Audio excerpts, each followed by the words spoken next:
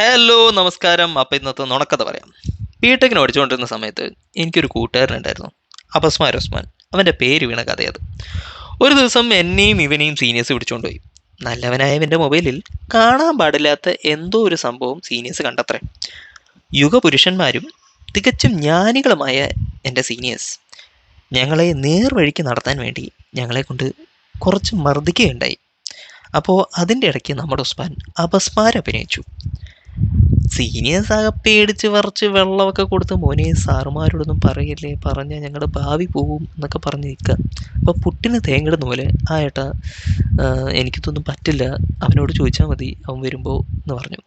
സീനിയേഴ്സിനെ cigarette വാങ്ങിക്കാൻ പോയ ഞാൻ തിരിച്ചു വന്നപ്പോൾ അവരെനിക്ക് 2 ഓപ്ഷൻസ് തന്നു.